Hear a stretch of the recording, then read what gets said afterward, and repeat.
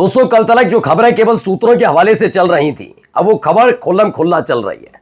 खबर यह कि सीपी राधाकृष्णन उपराष्ट्रपति नहीं बन सकते। जी हां, ये मैं नहीं, आज आपको खबरें दिखाऊंगा। हमने पहले ही आंकड़ा बताया था कि एनडीए के तमाम वो सहयोगी जो बड़ी बैसाखी कहे जाते हैं, उनसे बी सुदर्शन रेड्डी की मुलाकात हो चुकी है।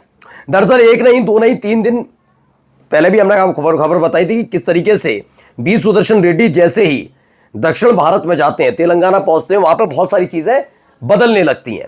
यह बात खुद अमित शाह भी देखते हैं। यही वजह है कि 8 तारीख को खास तौर पर बैठक बुलाई गई। इस बैठक में निगाह जो रहेगी, नजर जो रहेगी शिंदे के सांसदों पर, चंद्रबाबू नायडू के सांसदों पर, नीतीश कुमार के सांसदों से ज्यादा उनका भी मतलब नहीं, क्योंकि वो टिल्टेड नजर आ रहे हैं कि आज ठीक ठाक चल रहा है उनके साथ। चिराग पासवान के सांसदों पर नजर होगी, इन तमाम नेताओं के सांसदों पर नजर होने वाली है कि इन पार्टियों के सांसद होंगे नहीं होंगे। यही नहीं, एक और बड़ा बयान बी सुदर्शन रेड्डी ने दिया। यह बयान ऐसे वक्त में दिया गया जब चर्चाएं चल रही हैं कि अंदर खाने की बी सुदर्शन रेड्डी और चंद्रबाबू नायडू की मुलाकात हो गई, ऐसा कहा जा रहा है। उसके बाद बेचैनी दिल्ली में बढ़ी है, लगातार बारिश हो रही है, उमस आप देख ही रहे हैं बीच बीच में तमाम चीजें, लेकिन एक उमस एनडीए के अंदर महसूस की जा रही है जिसने बेचैनी बढ़ाई है। और वही बेचैनी की आज आपको खबर दिखाने जा रहा हूं। नमस्कार, मैं हूं प्रज्वल गौतम और आप देख रहे हैं टाइम्स एक्सप्रेस। देखिए, पहले दिन से ही मैंने आपको बताया, जब सीपी राधाकृष्णन का सीपी राधाकृष्णन का नाम का ऐलान हुआ था, तब मैंने कहा था कि सीपी राधाकृष्णन को चुनाव जीतना बड़ा मुश्किल हो जाएगा अगर एक अच्छा और बेहतरीन प्रत्याशी उतार दिया। सीपी राधाकृष्णन के साथ है भाई, अब नेतागिरी की है उन्होंने, तो विवाद भी जुड़ते हैं भाई, सबके साथ तो है। लेकिन हद तब पार हो गई जब अमित शाह ने सीपी राधाकृष्णन के मुकाबले बी सुदर्शन रेड्डी को के बारे में उन्होंने बोलते रहे, जबकि सीपी राधाकृष्णन ने जो किया उस पर चुप्पी साध कर बैठे रहे। बी सुदर्शन रेड्डी के नाम पर उन्होंने जो माहौल बनाने की कोशिश की, वो माहौल उल्टा पड़ गया। दरअसल वो सुप्रीम कोर्ट के जज रह चुके हैं, इसलिए अभी हाल ही में दक्षिण भारत का दौरा कर लिया था। अब उसके बाद देखिए, जो बात छुपके कही जाती थी अब खुलकर कही जा रही। क्या है? उपराष्ट्रपति चुनाव में एनडीए की हार संभव, भाजपा को क्रॉस वोटिंग और अविश्वास प्रस्ताव का डर सता रहा है। ये दो बड़ी खबरें निकलकर सामने आई हैं कि चंद्रबाबू नायडू ये स्पष्ट तौर पर ये तय कर चुके हैं कि एक तो मेरे दोस्त, एक ऐसा वक्त जब मेरे ससुर से इसी पार्टी को लेकर विवाद चल रहा था, जहां सब कह रहे थे कि मैंने गलत किया, ये है, ऐसे वक्त में बी सुदर्शन रेड्डी ने मेरा साथ दिया। तो एक ऐसे व्यक्ति का नाम, जिसका नाम मैंने खुद सुझाया हो, ऐसे इसीलिए नहीं क्योंकि इंडिया गठबंधन में कोई भी बी सुदर्शन रेड्डी को नहीं जानता, वो मेरे ही सुझाया हो। अच्छा, चंद्रबाबू नायडू भी मौका देख रहे थे, मौका ये देख रहे थे कि एनडीए में रहें भी और एनडीए में बीजेपी ये तय करे हम रहे ना रहे। इसके लिए हमें ये भी है कि क्या किया जाए, हमें वोटिंग तो कास्ट करनी पड़ेगी, वोट तो देना पड़ेगा सीपी राधाकृष्णन को, या फिर गुप्त मतदान है तो क्रॉस वोट कर लेंगे। आरोप किसी और पे भी लग जाएगी, बीजेपी के सांसदों ने नहीं किया। लेकिन यह अच्छा मौका मिल गया चंद्रबाबू नायडू को। मैंने बताया ना, राजनाथ सिंह ने जैसे ही गुपचुप फोन कर दिया जगनमोहन रेड्डी को, उसके बाद से ही चंद्रबाबू नायडू के तेवर ही अलग है। और जिस दिन फोन किया उसके दूसरे दिन ही बी सुदर्शन रेड्डी दक्षिण भारत पहुंच गए, तेलंगाना पहुंचे, नेताओं से मुलाकात चल रही है, तमाम चीजें हो रही है। खबर यह है केसीआर से भी है और चंद्रबाबू नायडू दोनों से मुलाकात भी हुई है। लेकिन एक और खबर निकल कर आई है। खबर यह कहा जा रहा है कि बार बार रेवंत रेड्डी से मुलाकात हो रही है चंद्रबाबू नायडू की, या फोन पर बात कर रहे हैं या मुलाकात कर रहे हैं, यह संभव हो रहा है लगातार। और यह ऐसे वक्त में हो रहा है जब उपराष्ट्रपति पद के चुनाव को लेकर पहले से बीजेपी बेचैन नजर आ रही है। अब आइए इस आंकड़े को देखिए, इसको देखिए। वन इंडिया, जरूरत पड़ी तो बीजेपी से भी सपोर्ट मांगूंगा अगर उनके हाईकमान विपक्ष के उपराष्ट्रपति उम्मीदवार ने क्यों कहा। ऐसे कहा गया है कि एनडीए ने तमिलनाडु के अनुभवी बीजेपी नेता सीपी राधाकृष्णन को उम्मीदवार बनाया, तो इन्होंने इधर से बी सुदर्शन रेड्डी को बनाया। अब बी सुदर्शन रेड्डी कह रहे हैं, क्या कह रहे हैं? रांची में कार्यक्रम चल रहा था, अचानक से वो कहते हैं कि अगर बी सुदर्शन रेड्डी ने साफ साफ कहा कि जरूरत पड़ी तो वे भाजपा से भी समर्थन मांग सकते हैं, अगर भाजपा के हाईकमान नेता उनको मौका देना चाहे तो। दरअसल ये कहा जा रहा है हाईकमान नेता का मतलब कौन? दरअसल पहले बीजेपी के अंदर दो चीजें चल रही हैं, ये बात स्पष्ट आप समझ लीजिए। इस समय बगावत दो धरी पे जाकर अटक गई है।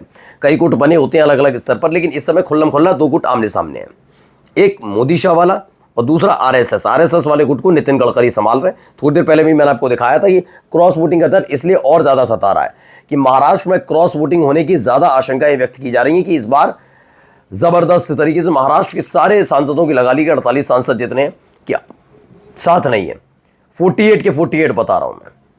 यह नितिन गडकरी का ऐसा दावा है जिसमें उन्होंने कांग्रेस समेत तमाम राजनीतिक दलों को साध कर महाराष्ट्र में तो सूपड़ा साफ करा दिया बीजेपी मोदी शाह वाली का। मैं बीजेपी शब्द का इस्तेमाल नहीं कर रहा हूं सर, मोदी शाह वाली। दरअसल दो गुट बने हुए हैं।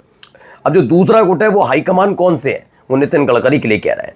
दरअसल हुआ ये कि बी सुदर्शन रेड्डी दक्षिण भारत के साथ साथ अब झारखंड बिहार सब जगह घूम रहे हैं।